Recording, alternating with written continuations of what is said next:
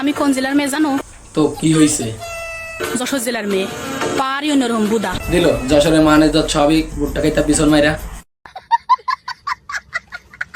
বিভিন্ন খাতে চাষাবাদ করতে যায়, কারণ তার বাবা একজন কৃষক, সে আছেন কৃষকের মেয়ে।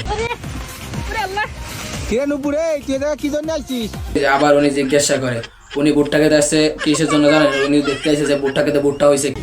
ভুট্টা সিটটি ভুট্টা খেতে আইছিলাম, তার সাথে যে একটা ভুট্টা ধরে নিচে বলে জাল আসছে না, তোর অন্য কোনো মতলব ছিল? সত্যি করে বল ভাই, আপনি আমার কিরাসা নিয়ে উল্টাপাল্টা কথা বলতে পারেন না, কারণ আমার কিরাস একজন অতিপক্ষা ভদ্র মেয়ে। এইটা আমরা জানতাম। তো অন্যকে নিয়ে রোস্টিং করো, এটাই তোমাদের করো। আমার অনেক দিনের শখ যে আমাদের যশোরের একটা টিকটক সেলিব্রিটি নিয়ে রোস্ট ভিডিও বানাবো। তোমার চাল চালন আছে বেটা বেটা, এই জন্য আজও আমার মনের আশা পূরণ করতে পারলাম না। তো আজকে আর বসে থাকতে পারলাম না, তোমার নিয়ে ভিডিওটা বানাই ফেললাম।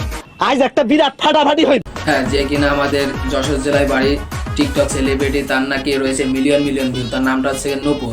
আমার 1 মিলিয়ন উপলক্ষে কিছু পাইছি আর না পাইছি, কালিয়া বই পড়া ব্রিজে এসে মানুষের ভালোবাসা পাইছি। প্রথম কথা হচ্ছে আমার যে ইনার মতন একটা মেয়ের ফ্যান ফলোয়ার রয়েছে 1 মিলিয়নের উপরে। তারপরে এসে দেখা করতে আছে আবার হাজার হাজার লোকজন।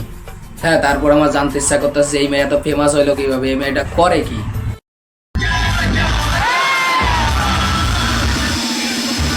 হ্যাঁ, এবার বুঝতে পারছি এই মেয়ে বিভিন্ন ধরনের স্টেজ প্রোগ্রামে যায় ড্যান্স করে। বুঝো না এই ব্যাপারটা। হ্যালো দর্শক বন্ধু, আজকে ভিডিওটা এই পর্যন্ত ছিল। যাদের যাদের ভালো লেগেছে তারা অবশ্যই চ্যানেলটি সাবস্ক্রাইব করে দিবেন।